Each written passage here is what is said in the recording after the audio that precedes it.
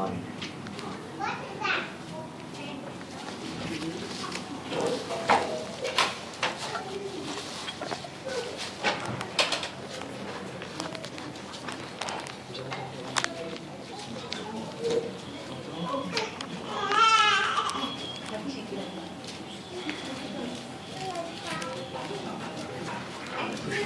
That's okay. Good enough. Very well.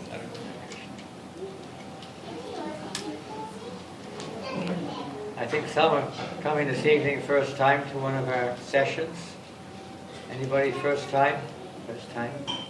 First time? First time here? Yes. First time out, not over there. First time ever.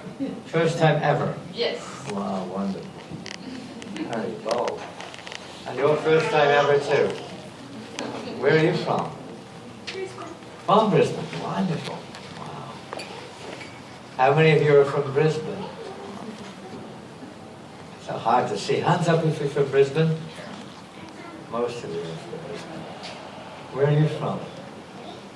I live here now, Oh, yeah. but not from here. Where are you from?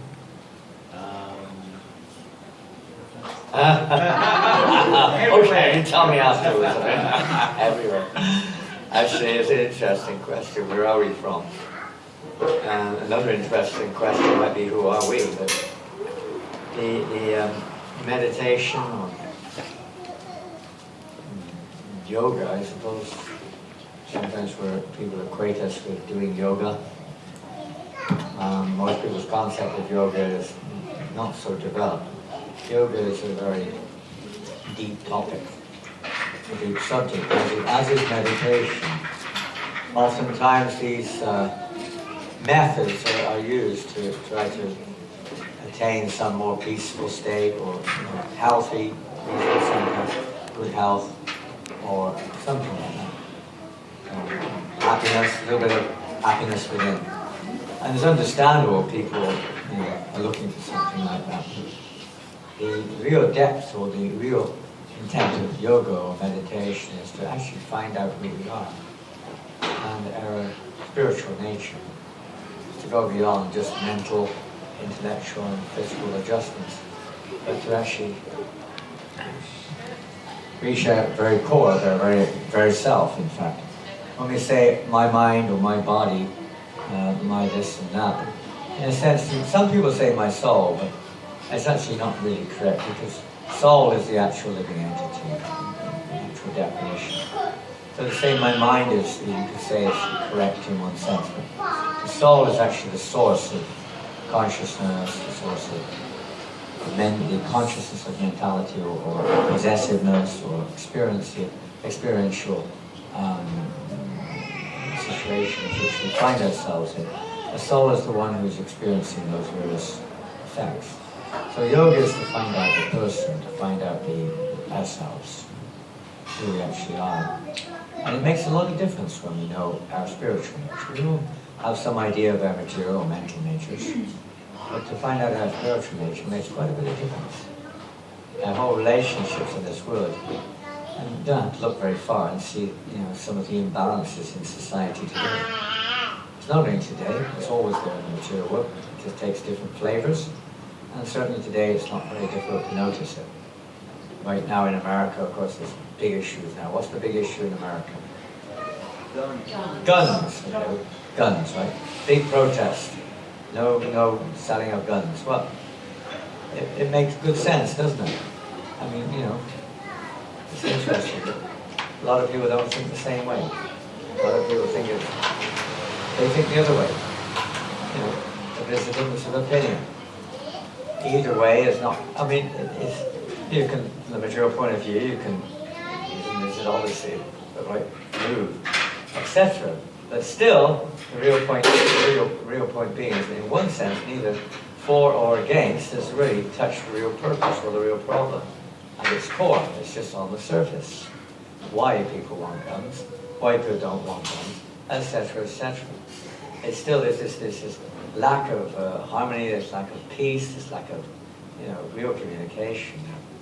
And I suppose every country has different issues. In Burma, maybe in within the, what they call it, Rohingya, the Muslim group. Rohingya. Rohingya.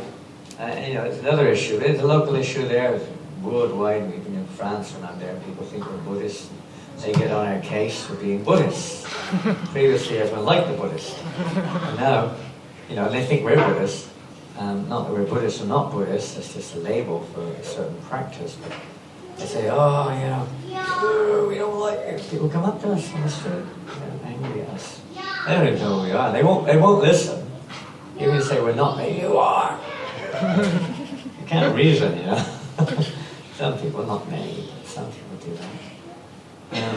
They judge judgmentals because, again, we're not Rohingya, we're not Buddhists, we're not Burmese, we're not Americans, we're not students, we're not, rednecks. What's the issues in Australia right now? What's the latest thing? Rising price of beer? What's the latest news? What's the big news in Australia? What's the big issue right now in Australia? What's the big issue? Petrol going up and down. What's that? Petrol. Petrol, yeah. We talked. Actually, that's funny you should say that. I asked that on the way here. I said, "You're lucky, guys. Your petrol's so cheap over here. You pay whatever it is. How much is it? $1.40? Yeah. What's that for a litre? In Europe we're paying 140 euros per litre petrol. So it's a lot cheaper. 140 euros. I don't know what that's about. 250, I think. Aussie. But for years it's an issue. An issue. Petrol going up. And then it goes down and they throw it back up again. And it's not a very significant thing. It probably doesn't create riots or street parades, protesting, I don't know. But it does. It affects people.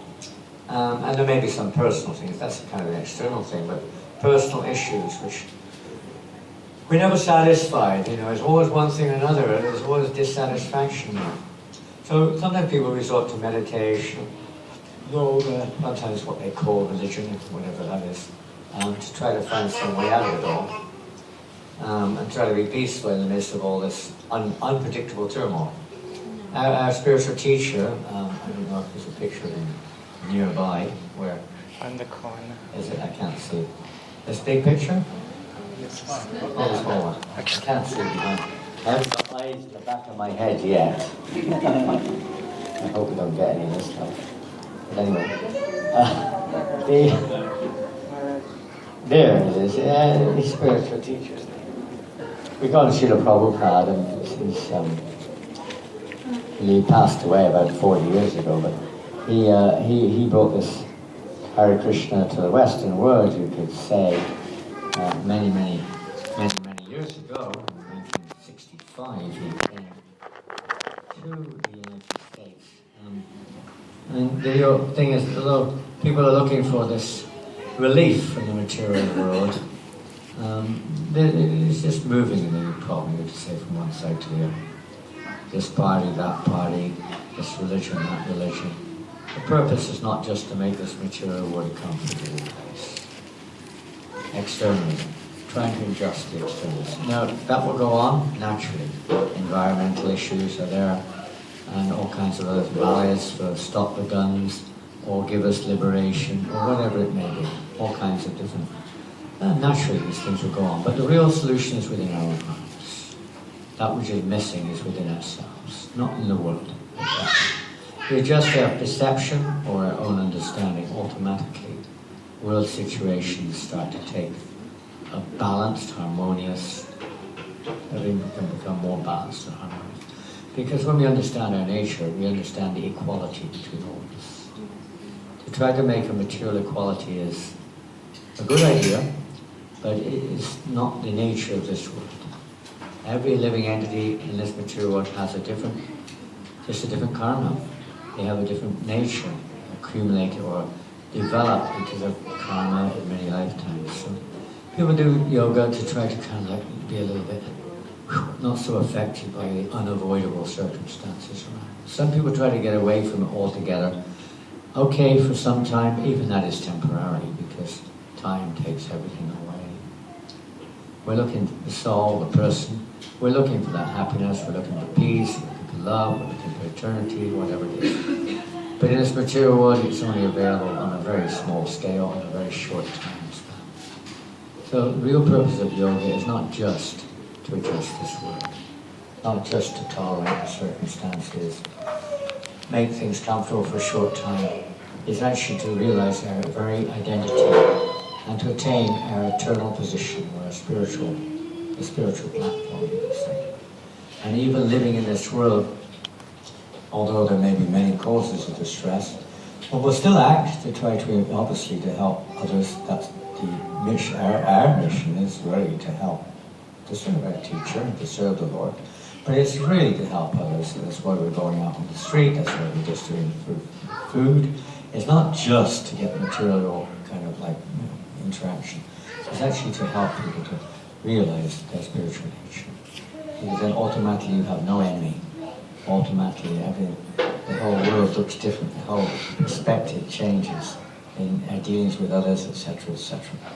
Wherever we're from, it's just like Australia and New Zealand, you know. I mean, you even without, nice start to respect the Kiwis and vice versa, and so many things like that. You no longer have to send warships over the Tasman Ocean to protect the Australian soil and so on and so forth. I don't think it's that bad. It is that bad in some places, you know. It really is. And it just is this body concept of life. We're so much thinking in terms of I am my body, or I am my mind. I'm Australian, I'm American, I'm French, I'm German, I'm Indian, I'm Chinese, I'm Russian, I'm African, I'm black, I'm white, I'm a man, I'm a woman. You don't have to look far to see where misunderstandings that crop up over this, between men and women, the easy one, or between colours sometimes, or between different religions, very common, so-called religions. We don't define whether they're really religions is another thing, but these issues crop up because of identification, sometimes between generations, or proclivities. People have certain proclivities due to their karma, and other people don't like their proclivities and then they put them down, whatever it is. All this is due to this ignorance of who we are, this false identification. When you falsely identify with something, there's a problem.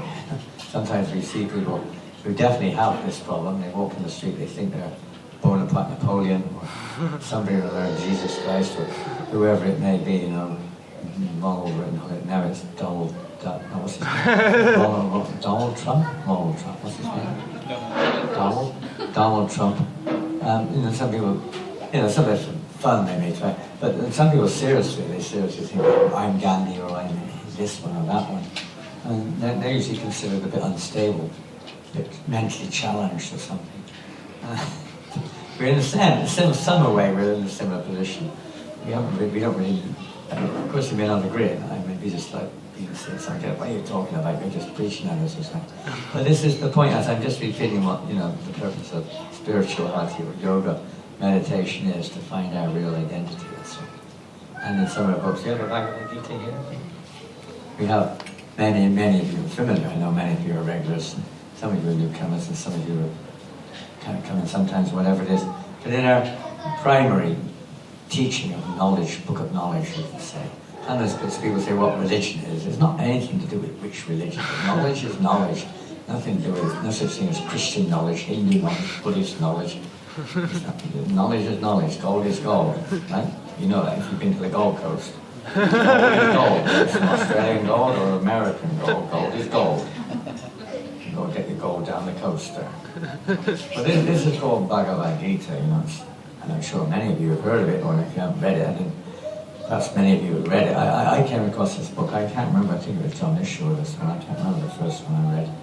It was about 1969, I guess. So, we were at college, and we were getting interested, in reading something more than just the norms, somebody's laws of economics, another book on, English literature, the usual things students read in college or whatever it is, and then novels, and then the big thing came out. Oh, that was a real revolution when The Hobbit came out. That was a revolutionary thing amongst us, The Hobbit and Lord of the Rings, and all these other books, Tolkien and this one and that one. But then it opened up, we were looking, there's something there, This is like, something's more than this. You know. Look, the quest for knowledge, the quest to find out. And materially speaking, yes, people are looking, finding out what's going on, what's it all about, etc., etc. Learn. This is a normal thing, nothing unusual. Some people don't care, but a lot of people do. And the same thing with knowledge is knowledge. You don't say it's American mathematics, it's Chinese. There is a Chinese mathematics and there's an Indian mathematics, but the principle's the same. We take some, anything like that. It's the principle the same. We don't say it belongs necessarily. We might use that label, but it doesn't really belong to a certain place. Knowledge is knowledge. You know, gold is gold, or whatever you want to call it, whether it comes from China or from America or from South Africa. Oh, this is Christian gold. I don't buy Christian gold. I'm a Muslim. I don't buy Christian gold, or vice versa. You know, you don't think like that. It's something beyond. The same thing with your knowledge. You may find some of that in every walk of life. Knowledge which is, let's say, common to all. It's oftentimes, even if it is, we find people argue over it because they're not coming from us, it's coming from you, and we don't agree with it. This sometimes happens too. But to rise above that, so this teaching of Bhagavad Gita, which is not something like was spoken a few thousand years ago, as the historians say, okay, it was, but that wasn't the beginning of it. It was just re-spoken a few thousand years ago. But it's eternal knowledge, our concept, and very contrary to perhaps some of the knowledge or understanding we get from our science classes or humanitarian classes or anthropological class or whatever it may be, which tells us that human beings only evolved at a certain stage, this, that, the other. According to the ancient teaching, these teachings, it's not like that. The knowledge of this universe and the species in this universe have existed simultaneously. That's what the purpose of the universe is. It's not just meaningless blobs of things. It has a specific purpose. And the living entities within it have a choice. But this gives us a little bit of direction how we can actually see beyond all of this temporary choice, temporary purposes, so to speak, and understand the deeper spiritual purposes. It describes how the material energy is operating, in brief, of course, how we become entangled, how we can improve our material condition, how we can come free from our material condition by various techniques. For instance, yoga, which includes naturally meditation and yoga usually are linked to each other, but they're not necessary. Meditation is an English word, you know, it's in a sense usually means focusing the mind on a certain object of some kind. It could be anything. People use it to focus their mind on a candle or on a flower sometimes or whatever. But real meditation is within, it's not just some external object. It's to meditate within, to go deep within our consciousness and focus on life within, the original life within. And yoga is a technique which usually most people consider, and I can't, even if I could, out of practice, so on and so forth, but it's usually a technique which involves breathing exercises and various physical, let's say, adjustments. Hare Krishna, welcome. But that's only a little aid, you could say, to the purpose of yoga. Yoga means to link up, to connect with what? Well, just to connect with our spiritual origins. That's to the soul, to connect with spiritual origins. That's what it's meant for. It's not just meant to become healthy and live comfortably in this world or get some relief. That may be a byproduct, it may be an intention when we come, but if it's really yoga, this teaches the real essence of yoga. And it also describes, of course, some of the postures, but not in detail, because that's another literature which deals with that. But in terms of, you know, certain aspects of it and the effects of it and what's required of it. Like, for instance, the process is called Ashtanga Yoga, which usually includes the pranayama techniques of breath control and various asanas, various favorable asanas. It includes many things. I mean, but there are so many, let's say, prerequisites, so many conditions there to actually achieve success in that form of yoga. You have to go to a holy place, a secluded place, a quiet place. One has to sit in a certain way. One has to control one's breathing and control one's senses and sit with half-closed eyes, meditating on within the heart, on the super soul, or the spiritual origins within our heart, something like that. Eyes focused on the tip of the nose, and we have to stop. We can't eat. It's not very easy to do that, and no disturbance. You focus all the time. Traditionally, we're going for years like that. They would control their breathing even. They're practically no breathing almost, and just totally focused. It's not very easy to sit for a minute, practically without irritation of one kind, a thought coming in the mind for something else. That's not allowed. Our minds generally in this age, particularly at all times, but especially nowadays, are very restless. We're surrounded with so many different gadgets and new ideas and temptations and so many things. Enjoy. Just walk along the street here, it's ideal for this type of meditation. You go along, what is it? The first place is what? What is it on the corner? The gentleman. Meditation center, isn't it? On the corner. It is for some people. That's their real meditation. It's a strip club on the corner. They really like meditating there. But that's not a very transcendental form of meditation. Put it like that. It's a bit degraded. But many people, that's it. It's like Paris. I've spent a lot of time in Paris.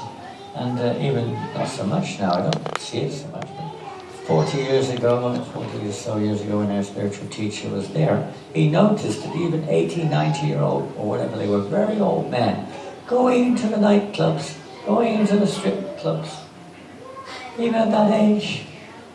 I don't know, sir. I was just at the Moulin Rouge street a few weeks ago. We were chanting in front of Moulin Rouge. But it didn't seem quite like it used to be. We went up Sacré-Cœur and this and that. But still, this is, of course, the reason being that people have it at home. They don't need to go out for it anymore. You've got it right there. I know what he's looking at. He's making out, he's recording us, but we see what's on the other side of the screen, believe me. There, see? There's a cross, notes and crosses. He's playing notes and crosses on it. Very, very sinful activities going on here. It's all there, everything's there. You just pick up your mobile and access to anything. What to do? It doesn't solve the problems. You try to, not denying all these things, have a usage, but the real thing is to bring unity in society. A spiritual teacher, when it came, he said, his purpose is to teach spiritual knowledge and the techniques whereby we could realize that spiritual nature, to counteract the imbalance in society. Isn't imbalance? Very materialistic. To counteract the imbalance, not to stop the materialistic life, but to bring spiritual life in as well. That's what's lacking in the world today. Genuine spirituality, not some pseudo-creation or some doctrine of some, cultish thing, but actual knowledge of the soul. That's what he wanted to do, to bring unity and harmony in society. Because spiritually is a platform where we're all equal. Every living entity, including animals, including the birds and beasts, equality is there. The practice of if it's genuine yoga or meditation, one would realize that. But for most people, it's not really so realistic. The recommended means, I think you already mentioned that earlier on, of yoga and meditation, and they say yoga to sanctum bria yajanti samedasa. This age that we're in, there's a very nice verse that goes, Hari Nama, this is a very ancient teaching. Hari Nama, Hari Nama, Hari Nama eva kevalam, kalo nascheva, nascheva, kativa. Means in this age we're in, the recommended means of yoga or meditation is the chanting. It's this simple chanting and focusing attention on the sound vibration. Even if we don't, there's great benefit in the chanting. Chanting of this transcendental sound, these words are coming from the spiritual realm, or the transcendental realm. The proof is that, proof of the pudding, you say, is in the eating. There are millions of people are now embracing this chanting. And you can go on and on and on and on. It never becomes dry.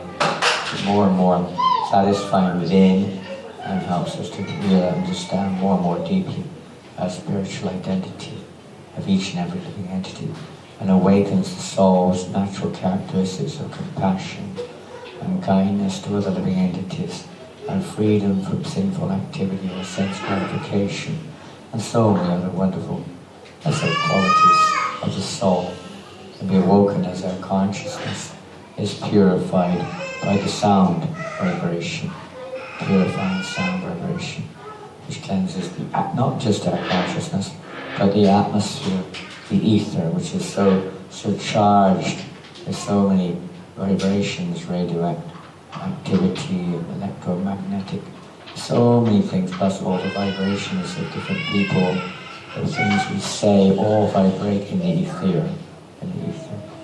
The sound of this mantra, it's called a mantra, is Hare Krishna, Maha Mantra, cleanses even the ether. It helps to cut through that heavy kind of presence, subtle, we can't even see it in the ether, which affects our minds, which affects our thoughts, also so many things, even our health also. This helps to diffuse it, so to speak. This is why we go out into public also to try to sing and share this chanting with others with that intention. And internally to purify our consciousness so that we can genuinely be concerned and feel compassion, genuine, not just material compassion for the body, but for the soul who is wandering in this material world ignorant of their actual identity, because to find out our own identity is quite an intelligent thing to do, but it's the only way that we're going to access real satisfaction of the self. Otherwise it's just temporary satisfaction. That is our intention. So the Bhagavad Gita gives us all the various techniques, methods, guidelines, objective goals, reasons why we are where we are, who we are, what we're doing, etc. explained in here very nicely, in a practical way that we can actually improve the situation. So I'm going to finish there. Are there any questions on this or related topics or something on your mind? Well, I know there's something over here and there's something over here. You want to know whether to put an X or a 0 in the box or something? I was last time when you came on Harinam in West End, we went into one TAB. You led us into a gambling house. Oh yeah. And 2 months ago it went up for lease, and now they've sold the gambling house. There's no more gambling house. The power of the Maha Okay, Mantra. I think the owner of the gambling house probably doesn't like us anymore. He probably went bankrupt after that or something. I don't know. Well, we did that in Hamilton in New Zealand a few weeks ago at the big Sky City casino. We went almost right into the centre. We went right into the main entrance inside the building. So they loved it. They loved it. It was such fun.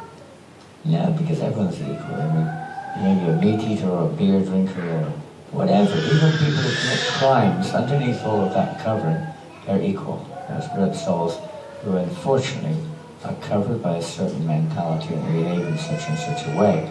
So compassion is also for that equal to anyone else. It's not like rich people are not worthy of mercy and compassion and poor people are. No, everyone's in the same boat, whatever they are. So. Hare Krishna. Abhi? Same question? No, I have a question regarding, like building on what you're saying. I'm asking you to please talk a little bit around further please build on what you're saying, and please can you answer my question around understanding the nature of the spiritual form, because it's easy to understand that you are not this body. That's actually easy. Most people can understand that because it's fairly straightforward. And it's fairly easy to understand that consciousness is fundamental as the basis of reality. So it's fairly easy to understand that consciousness is the fundamental principle of all existence. That's fairly easy to understand. It's been accepted by a lot of modern scientists. But what's very difficult to understand and what doesn't fully justify the process of spiritual life to most people, and I'm speaking for myself as well, is this idea of a completely different kind of form. There's a spiritual nature.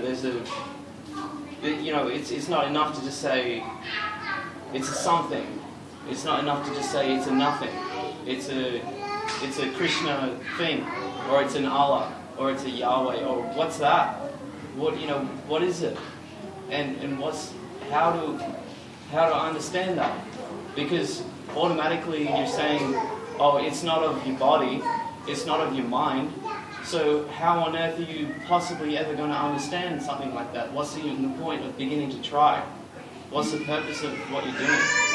Like it seems like an impossibility to even understand something like that. So why bother even trying in the first place? How do we understand the nature of that form? What does it mean? How do we find the answer to that question? Did you hear from the back? Could you hear at the back? I can hear at the back. Can you hear at the back? They've got very loud voices. Did you hear?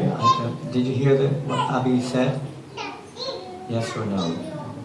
Yes. In front you all heard. Till here we can hear, but Here, but outside. I can hear. Well, correct me if I'm wrong, I'll try to at least summarize basically how to understand. We talk about a spiritual form. Maybe we can understand or accept that we're not this material form, in essence. That may not be so difficult, and that consciousness is really the underlying principle or the effective principle of experiencing anything in this world. Maybe that can be understood even scientifically. But how to understand it, anything beyond that? Is there a spiritual form? And if so, how to understand it? And if not, then what's the point of even trying? Is something along those lines? Yes. Okay? Yes. Yeah. So, correct me if I, make a mistake. We said a lot of relevant and important things, and things which not everybody asks, although it may be seemingly logical, and you had a life of exposure to spirituality in various forms, and you've seen different aspects of it, where it doesn't seem to walk its talk, so to speak. And that's, we do have to face the honest truth. Sometimes we don't necessarily walk our talk. So why are we continuing to walk? Why are we continuing to try? Well, I'll attempt to try to share something in this regards, and others may be able to add more from those who are more realized or more advanced, which may well be the case. But in terms of the nature of the soul or the spiritual form, if you want to call that, why have we got a form right now, we could ask. What is the reason we have a form? Because my mother and daddy got together, right? Yeah. Yes, you got it, exactly. They got together, and maybe they didn't even know about it, but somehow or another, there I was, and here I am. Somehow I've grown into this particular shape and form. Of course, again, this may be something which there may be different, understandings of why. But if we take the example, for instance, the situation in the Bhagavad Gita, where we developed a form which is based on, you could say karma, which is basically the same thing as saying mum and dad got together and there it was. It's a much deeper way of understanding it. But there's more to it than that. Form is developed on desire. We have a certain expression of that in our daily lives. Like we're all dressed in different cloth today. Different colors, different shapes, different designs. There may be some no choice of value with young children. Some of them may not have that evolved free will choice in terms of being able to achieve what they want at the moment. They will very soon if they haven't got it now. Some of us also may not have it. But generally people do. They choose what they want to wear. It's a form of dress. You want to wear this shoe or that shoe, this hat or that hat. Go here or go there, do this or do that. Be with so-and-so, eat this or eat that. There's certain, without going into too much depth, you could go on and on and on about how that choice is made. But in principle, that choice is there. We have some free will, and therefore we dress or undress or whatever we do in a certain way. It's actually, and it ultimately goes back to the expression of the self. Sometimes you're forced, but in normal situations, it is an expression of the conscious living entity. Now, the physical body we got, to some extent, we in this lifetime try to adjust it. To some extent. If we're not satisfied, you go to a tanning shop, what do they call it? The white people, they go to a tanning shop to get brown, and the brown people go to a whitening shop to get white. And, some people like to change their sex, at least as far as it looks like. There's something inside, although we've received a certain body, which we may not be able to understand is based on desire. You said Mum and Dad got together and there I was. But according to Vedic knowledge, it's also based on desire. We ended up in a particular circumstance. The body is just an outgoing, or let's say a result of our desire.